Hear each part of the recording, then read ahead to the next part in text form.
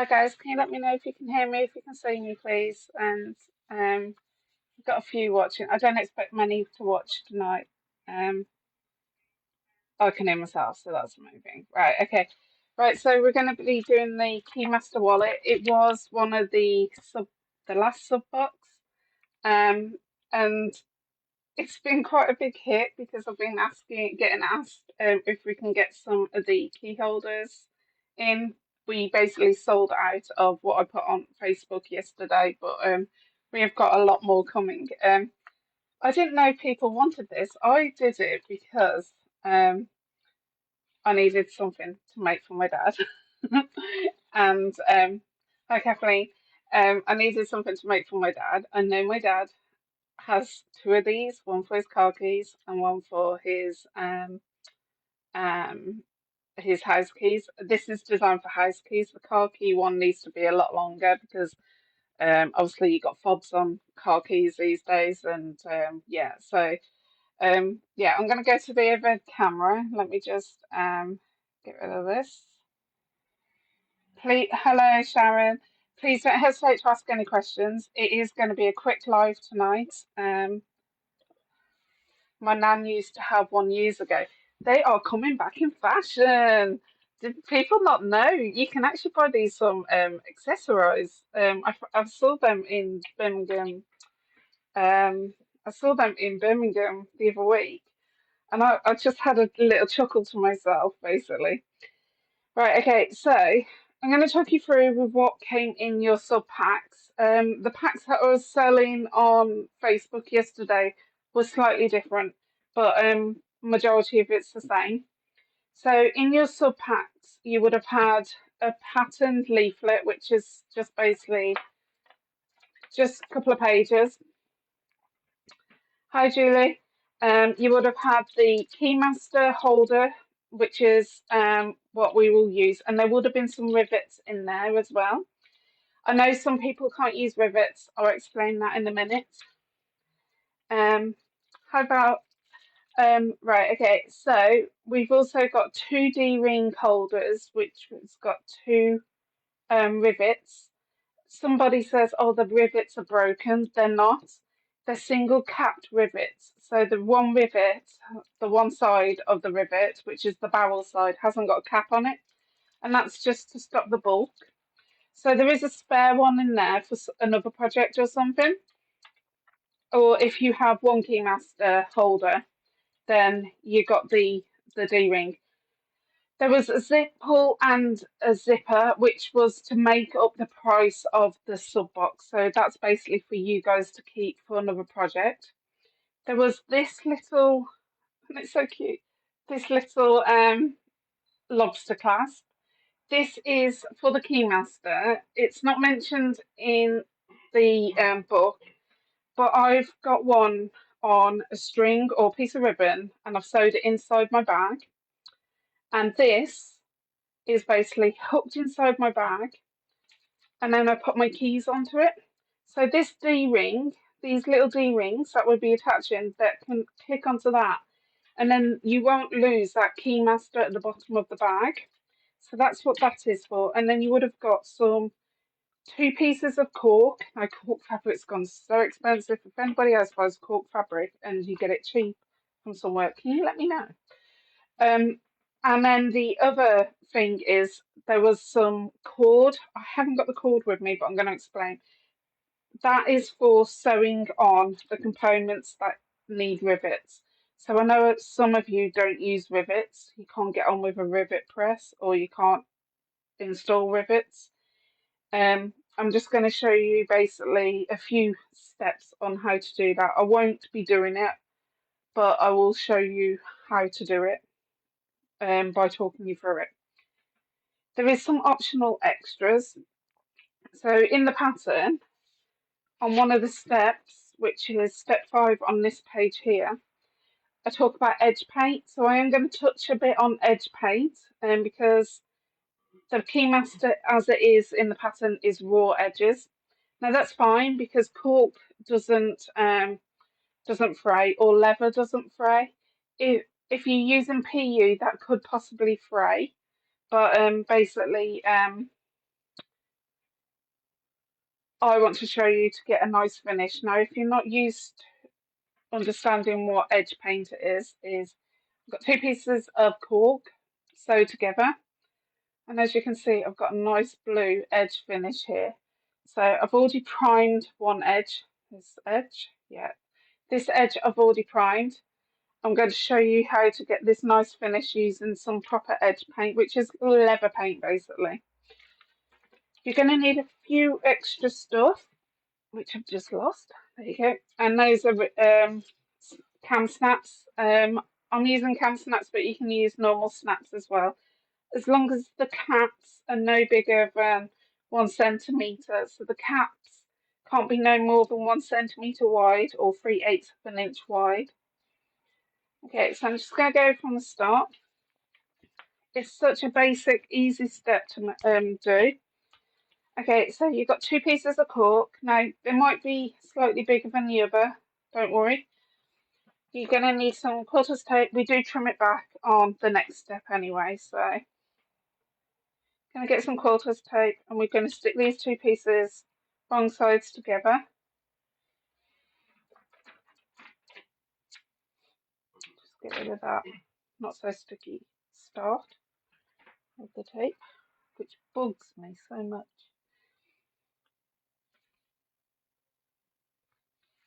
So on one piece of the cork, on the wrong side, I'm just going round the four sides and then just putting quite a few pieces in the centre.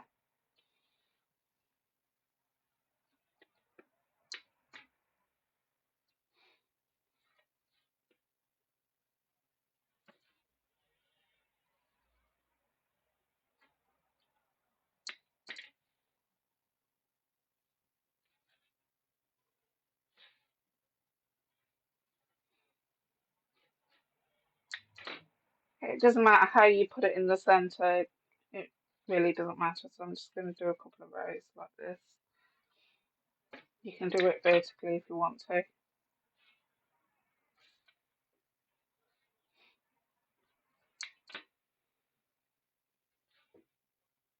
You can use leather glue if you want to put these together. So when I say leather glue, there is a glue out there which you have to put the glue on both sides, on both of the pieces on the wrong side.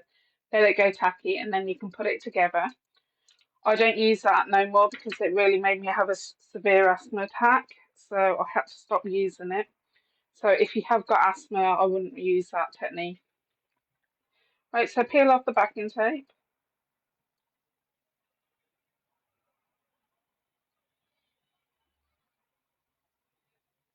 Someone cut their fingernails. There you go.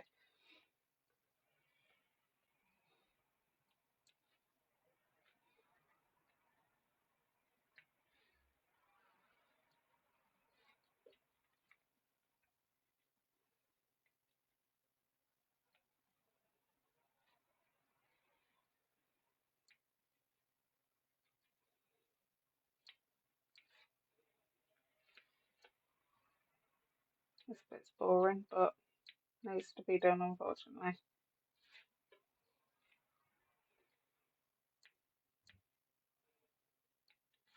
Okay.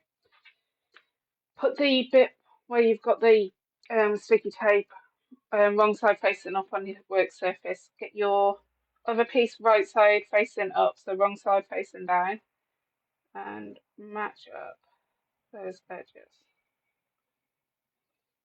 Now, if one piece is bigger, don't stress. It should be, I've given you 8, 1/8 of an inch either side, so you can trim it back. So as long as you're within that 1/8 of an inch, basically. Okay, so you're going to get your roach cutter, and you're just going to trim 1/8 of an inch off all the sides, so you get a neat finish.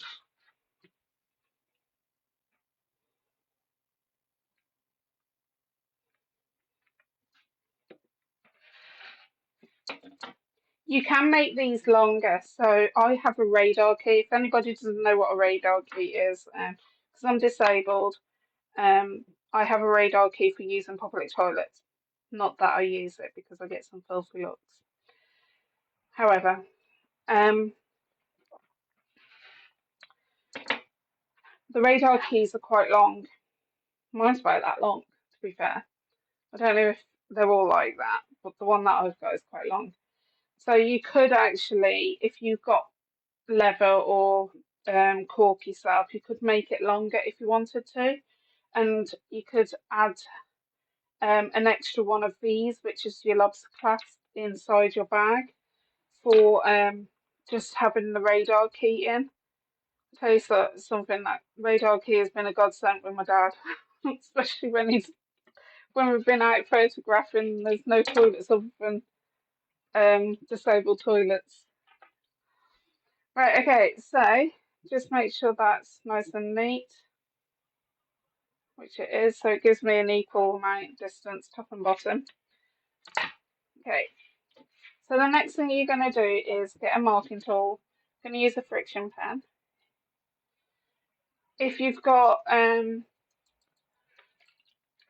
cork or a leather marker, go ahead and use that, but it doesn't show up well on this fabric, on this cork, shall I say. If I was doing it on black cork like this, it will definitely show up, but the friction pen's enough. We're cutting it away anyway. So you need a rounded tool. I'm shaking mine because I store it upright and I know it's the wrong thing. So let me just get a bobbin out.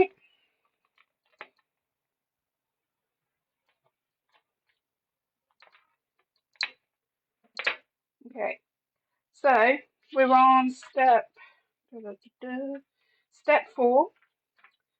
So you're going to measure all 4 corners, 1/2 inch in and 1/2 inch up.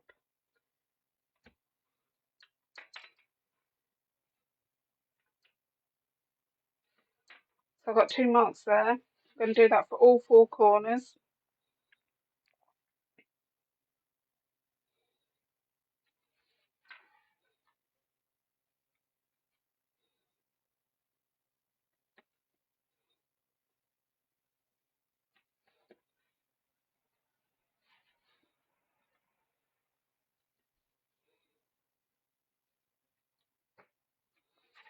Okay, and then you're going to get that round thing that you found. And where your 2 marks are, you're going to pop what I'm using is a bobbin, on the 2 edges and round around it. Go around that curve as long as you don't go past those 2 marks. So I've got that one there.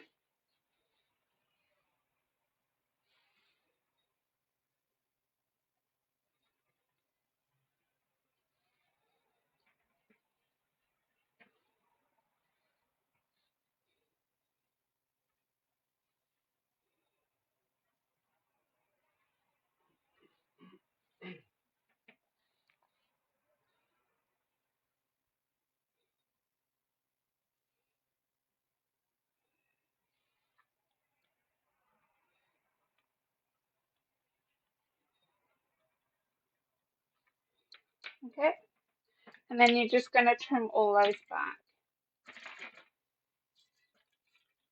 Just going to put this bobbin away because these are not cheap for the HD9 sewing machine.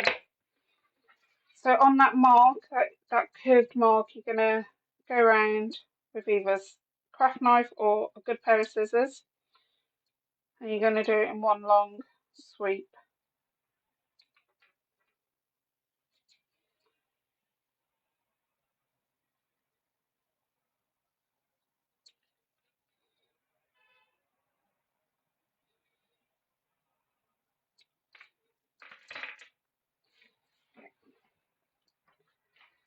Okay, so the next step I've done is, after this, step 4, on number 5, I've said go and use the edge paint. Now, personally, I'm going to go to step 1 first, stitch all the way around, so that's how to make the keymaster.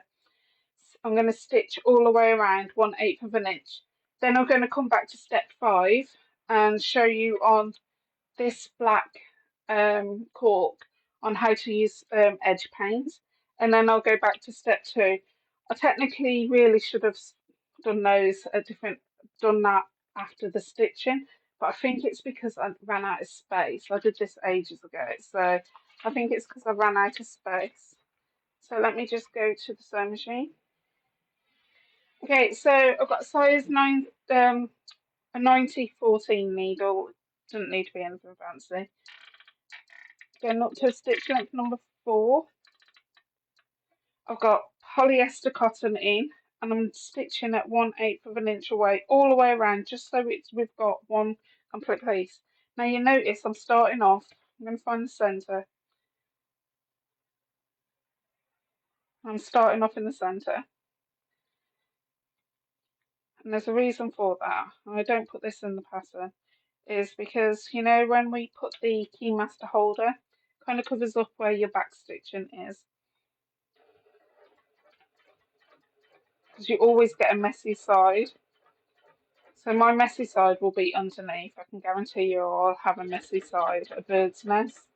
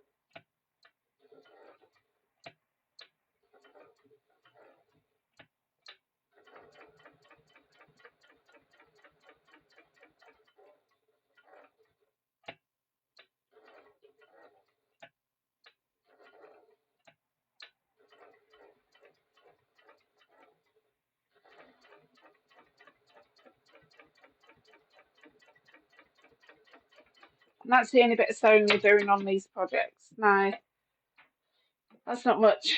I can honestly say that's not much at all. Especially if you want to just make quite a few quick makes for craft fairs. So I know a lot of you make stuff for craft fairs.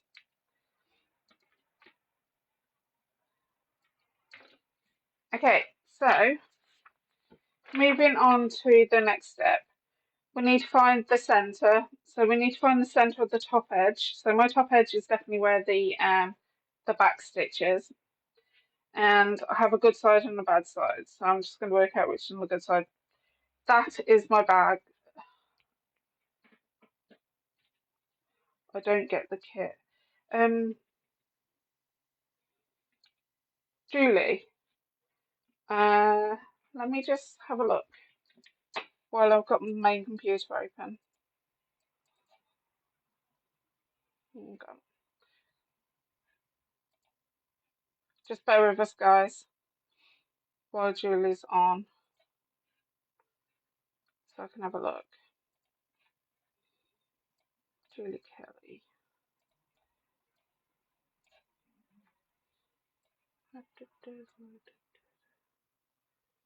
Julie Kelly, where are you?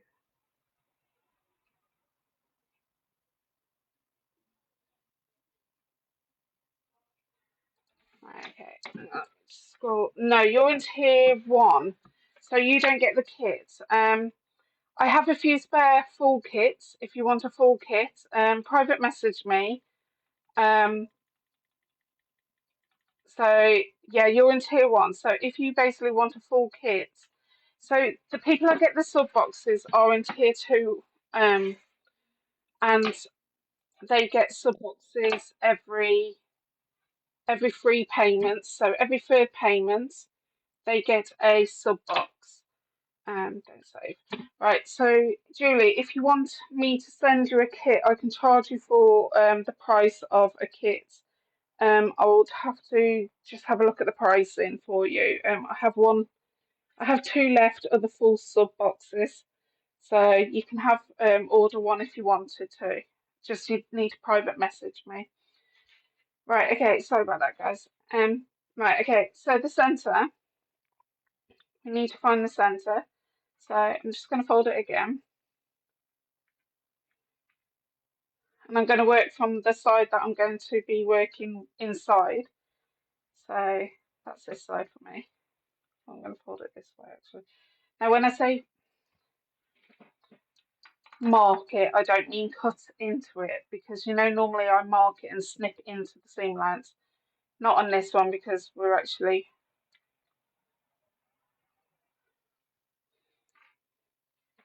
Don't say sorry, Julie.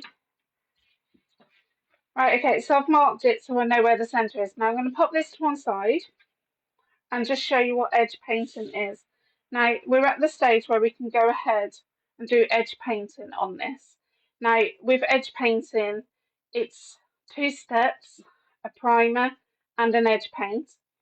And then basically a primer you have to leave for a couple of hours to dry. So hence why I'm not doing it on this. And then once that's dried, you have to do a second coat, leave that to dry for another 2 hours. And then you sand it in between, and then basically you get, once you're happy and it's dried, the second layer is totally dried, you can go ahead, give that a quick sand down, and then you can go ahead and put the edge paint on. So as you can see, this has got edge paint on it, this has got prime on it, this hasn't got prime on it. So as you can see, you've got some raw edges here, but this has got prime on it. So I'm going to do the raw edges, just one primed raw edge, and show you how to prime it. Now I'm going to show you what I'm using. Any of these medicine cups keep, or if you go to McDonald's and you get the saucy pots, keep them, because just in case you get spillages.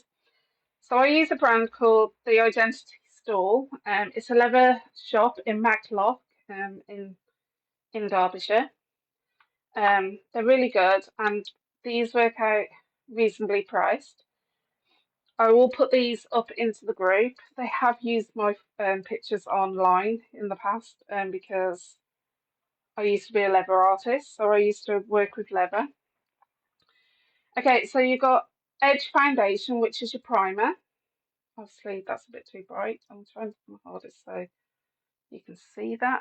Yeah, so you've got Edge Primer, which is your foundation, which is what takes about 2 coats to do. And then you've got edge paint. Now I've got quite an array of colours, but the pink was calling me, so I grabbed the pink today. But I've got blue, green, browns, you name it. I've got blacks. I've got so many different colours. So this one was calling me. Make sure it's the water-based edge coat that you buy, not the leather dye. Now someone who used to be in the group, accidentally, the last time I showed this, thought, oh, that's what the bottle looks like, I'll just go and buy that. She actually bought the leather dye. So when I say leather dye, you can buy something called veg tan, natural veg tan, which has got no dye on it, and it's like this type of colour. You get this dye with a cotton bud. It's a wool bud actually, and you basically dip your bud in and you swirl it all around, and it changes the colour, and you can dye it whatever colour you want. You let that soak in, and then you get your enrichments, which are your tea tree, your oils and stuff, and then you rub that in to seal that in. They use the same bottles because they make it all in house, so they use the same bottles. Now it is quite confusing, so personally just make sure you get the one that says edge coat on it and edge foundation if you're going to go down this road. There is other brands out in the market, but I like to support as much British as possible. Right, so I'll just get one of these cups. Sometimes pour it inside there if I've got multiples to do. But as I'm only doing a small section, I won't be pouring it in there. But I will rest this tool. Now this tool is a little rotary little triangle. Mine's a bit messy. It does come apart. You can take it apart by just screwing it this way. You can feed this out and it does come out. I think mine's actually quite closed off. But you can take it apart, give it a good clean. Mine's had a good clean, but I now can't open mine and I'll explain why. So one day I left edge coat all over this and it's now gone into that part there and I can't get it open. It's sealed. So in each of these, in this triangle cone, let me just peel that off. In this triangle cone, there's little grills, little indents. They're reservoirs that hold the actual liquid, so the edge primer and the edge coat paint. So if you're doing multiples and loads of bits, my idea is fill up one of these. You can easily pour it back into the bottle, but because I'm only doing a bit, so as you can see, I've dipped that in and it's quite covered. Now I'm just letting the drips drip off. I'm just going to find an edge that hasn't been primed. Okay, and then I'm just going to run.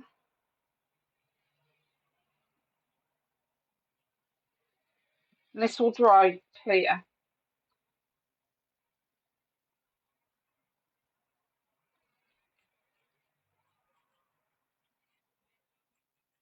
You can use this on PU, but the PU needs to be a certain thickness. So I'm just letting you know you can't use it on like the Sewing Street stuff. That's a no-go. If you get anything on the side, this is the time that you need to wipe it off. And now I've done that one coat. You'll let it rest. Now don't let it rest on the table. You let it rest somewhere off the on top of something. I'm just going to quickly go to the sink and just swirl this under the tap. So just bear with me.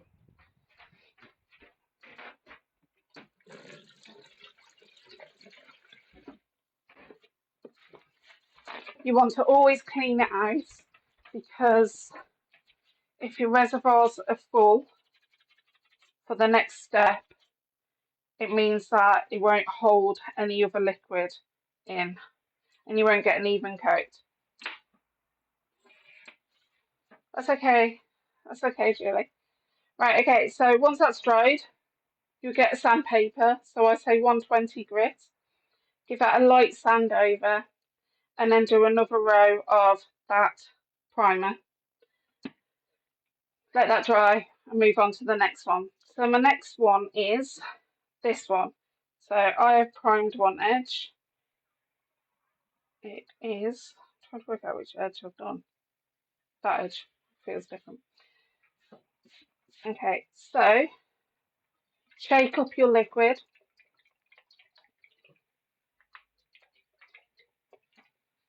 Because this is very pigmented, it will be at the bottom. Okay. And you will get some grumpy bits on all the bottles that you have. It's because it's a plastic based film. So you're going to dip your painter on and then you're just going to roll that over. Okay. And as you can see, I've just done a coat of that. And you can probably see the difference. Once that's dried, if you think, oh, it needs touching up, like this corner needs touching up a bit now. But once that's dried, which will take about 2 to 3 hours to dry, once that's dried, if you're not happy that the contrast isn't as dark as what that one is, you can go ahead and do one more layer of edge paint. You can do that for the whole lot. Now you can get tools that are like a tape dispenser and you pull your edge coat into a little well and it's got one of these wheels on, but a larger roller ball. And you can just do this motion. I had one. Best thing I ever did was buy one of those. But when I stopped doing leather work, I got rid of it. And I wish I never know, because then I could show you how it worked and that. Let me just clean this off before we go any further. I will clean that under the sink when I get off air. Okay, so you would leave that for a couple of hours and then move on and carry on as normal. So pretend that we've got edge paint on this. Pretend we've got edge paint on this, and we're just going to move on to the next part. So your next part is you're going to get your keymaster holder. Now this wallet will only have space for 4 hooks. You can get ones that have got like 10 hooks on. If you're going to do one with 10 hooks, this needs to be a lot longer. If you're going to get one with 10 hooks, ask me for the measurement that you need for a longer wallet. Reason being is you can be there all day trying to work out the measurements. Now, in some wallets, you will find they're like that. However, when you come to put your keys away, you flip them and then you close it up. This one needs to be installed that way. So the barrel, the hooks will need to come off the actual thing here. Right, so you're going to work out where your middle is. Now your middle is obviously in between the 2 middle hooks. So you're going to find where your centre is, bring that up, and then you're going to make 2 marks. Got a roller. And your marks are going to be where your rivets go or where you're going to be sewing. And when I say sewing, I mean hand sewing. So that cord that you got in your what's it called, in your sub box, this is where you will need some Evo glue or E6000. You put a little blob in the centre there. You pop this on top. Let that stick for a few minutes until it goes really tacky. And then you will stitch going through the hole here and then over the side here, and you'll keep doing that a few times, going over this way, and then you'll do a couple that way, and you'd repeat the same process with this side. So you'd be doing that way and that way just to hold it into place. And that's all that thread is. That thread is a linen, so if you've got any beeswax, run some beeswax with it. You don't need you don't need like a leather needle, like for hand sewing and that. You just need a strong needle. So find one that's got quite a large eye on it, just so you can make some holes, and have a leather thimble or a normal thimble on your fingers, just so you can thread that through. You can easily, if you're finding that it's hard to, you might be finding it's hard to get the holes on this side, you can easily just use a tailor's awl, poke the 2 holes there and in the centre, so at least then you've got holes to start you off with sewing. Right, okay, so I'm going to get my rivet press and my hole punch. So where those 2 marks that I've done, I'm just going to poke some holes in.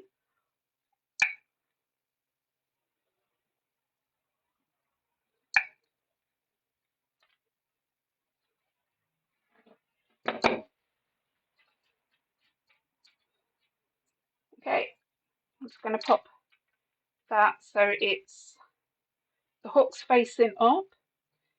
I'm going to get the rivets barrels, hopefully not lose them,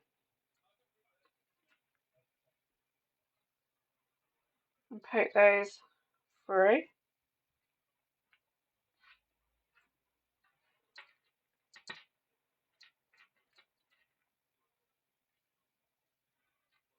and you're going to put the caps on.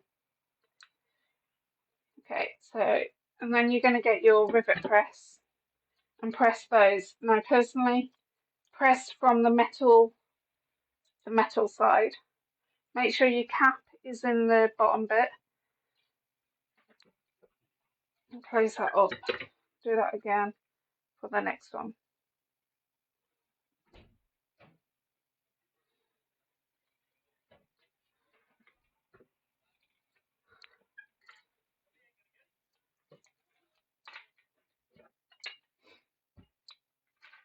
Okay, so I've done that. I've pressed those and they're now set into place. So as you can see, when you got your keys on, you flip them over and then obviously close it over and click it into place. Okay, so the next thing you're going to do is add your D-ring. So your D-ring. So we're on step 4 now. So you've got a D-ring. When I say D-ring, it looks like this little contraption there. You've got a cap and a rivet barrel.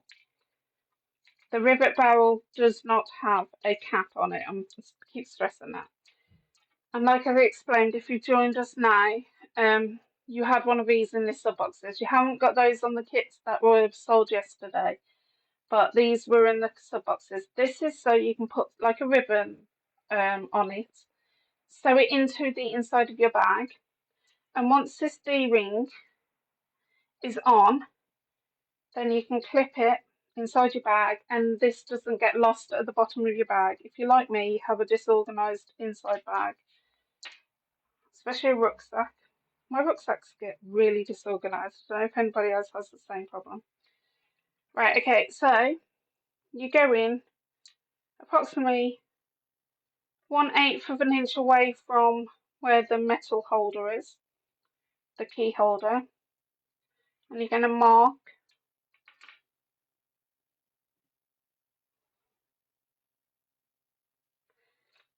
Yes, it will, Sharon. I'm using a double one. So Sharon's asked a good question here. I only have a double end rivet cap die. Will it work on a single end cap? Yes, it will. Something happens to the die at the back, but it's not drastic, if you understand where I'm coming from. So yes, it will work. Don't stress. I'll be using the same. Okay, so same process. We've got the hole. You need to punch that mark. I need to get all those little bits out of that because obviously it's not getting rid of the little bits. Okay, so your D-ring. This D-ring should be pointing up. The bit, the flat bit, where the hole is, needs to go inside. So first of all, you go in with the barrel, you go in from the outside in. Okay, so you should have a barrel that's got an open little bit. Then you're going to get your cap, click that into place, get your die. Make sure your D-ring is pointing up because it can swing round.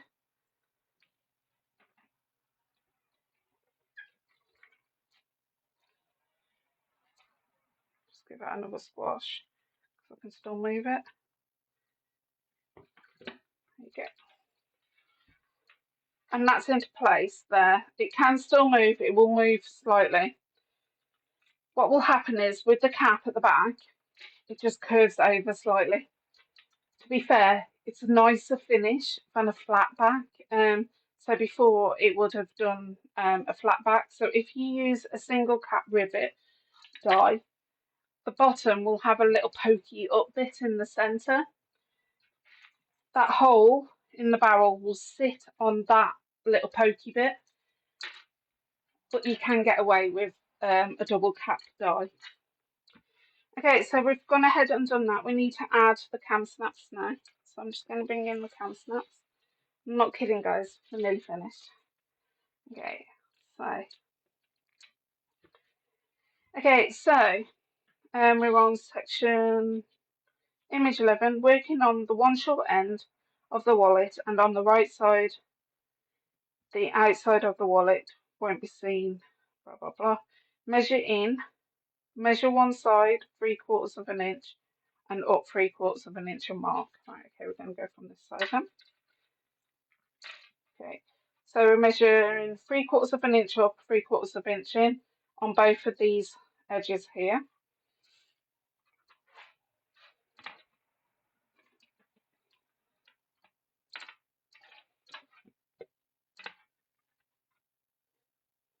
So 3/4 from this edge and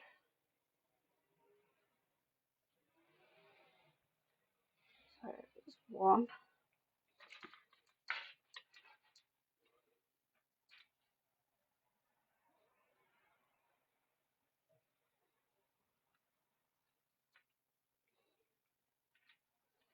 2.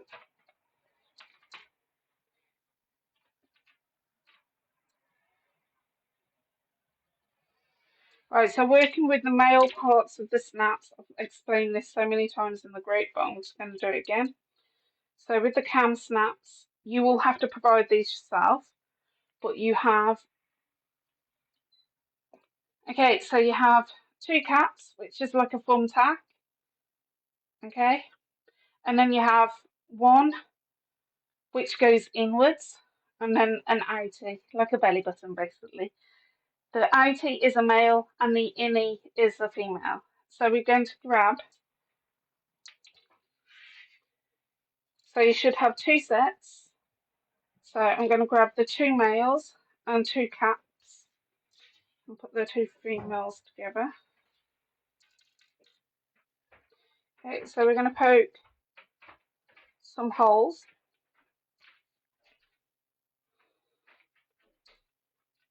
Okay, remember the rivets that you can see. That's out of focus. Oh. Remember the rivets that you can see is the right side, which is the side that we need to work from. So we're going to put the caps in first and poke those through to the wrong side, which is the side where the keys live.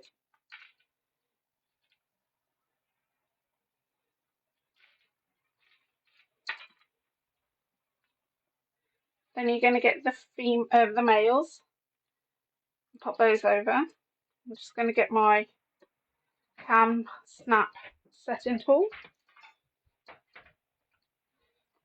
Okay, and then you're going to set these into place. Just going to take that off because I'm going to lose that.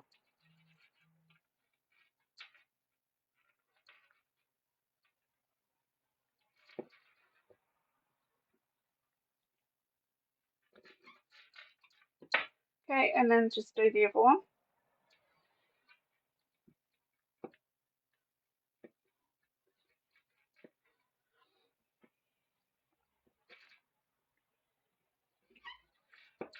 Okay, so it's ideal if you want to get a few keys and just hook those on this next part. So you want to fold this over, so you can kind of work out where you want the roll to end.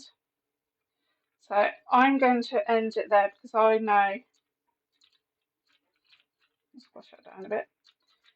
I know I've got quite a few keys. I'll probably put 2 keys on each hook. I'm going to make sure that's lined up on each side. I'm going to really press down. And what I'm doing here is trying to indent the cork with where the cam snaps need to go. Hopefully, yep. So I've got 2 indents here. I'm going to quickly just mark the centre of both of those.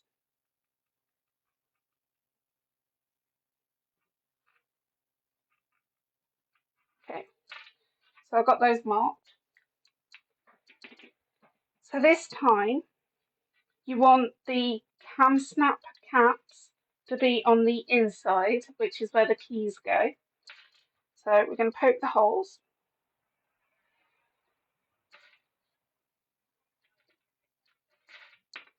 Going to get the thumbtacks and we're going to put those in now so we don't get this wrong. So working on the side that has the keys, I'm going to poke the thumbtack part of the cam snap through on both of those. And then you're going to get your female parts and put those on the outside. You're going to set those into place.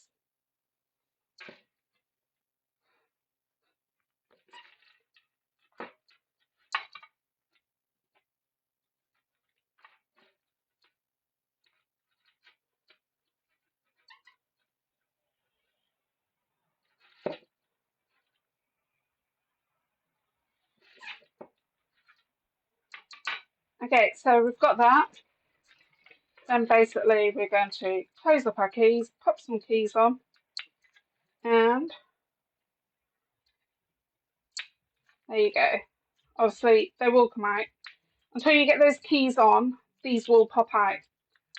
Okay, and then you've got your D-ring, you've got your lobster clasp inside your bag, clip that into place, and it hangs nicely in your bag so it basically doesn't go.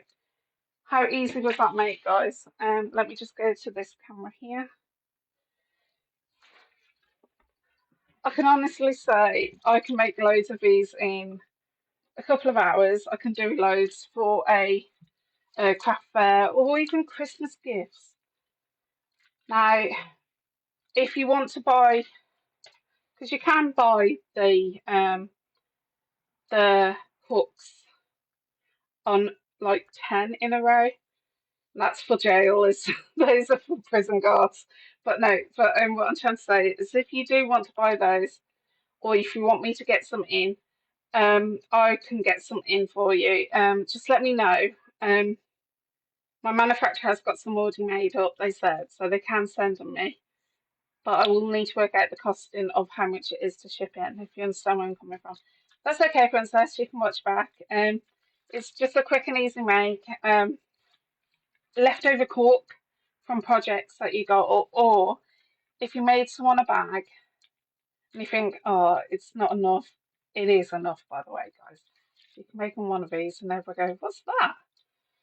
So we've got a few more little makes coming up over the next few sew-alongs. I'm not going to show you what they are because some of them are still working in process. They're not going to be full patterns like this one, but they will end up being full patterns. They're print-out sheets. I'm not live now until the end of the month because I've got some busy weekends, weeks coming up. So I'm not live until the 29th of October. So I'm having 2 weeks off from lives. So Princess, if you hear that, I'm live on 29th, but the make isn't exactly ready to show yet. So yeah, so we've got a few quick makes coming up for those who do craft fairs because I know craft fairs are coming in full swing. I do and ah whether I should do one or not because I've got loads of samples that need selling. I mean, loads of samples, especially some of my sewing street stuff as well. So yeah, but no, thanks ever so much for watching. Now, if any of you, there is some patterns left. There is some kits left without the patterns, and then with the patterns in the group. Just go on to the group, comment below, and I will basically send those out. For those who have bought loads of these hooks, and there's people that missed out, don't worry, they'll be landing here by the end of the month. So you can still have time to make for the craft fairs coming up to Christmas. Thank you ever so much, guys. I'm going to put the link for the edge paint in the group in about 5 minutes. So if you guys want to know more about edge paint, go over to the Identity store in Matlock in Derbyshire, and they are very good. They're very good customer service as well. They've got some nice leathers as well. So yeah, thanks ever so much, and I'll see you all soon. See you on 29th.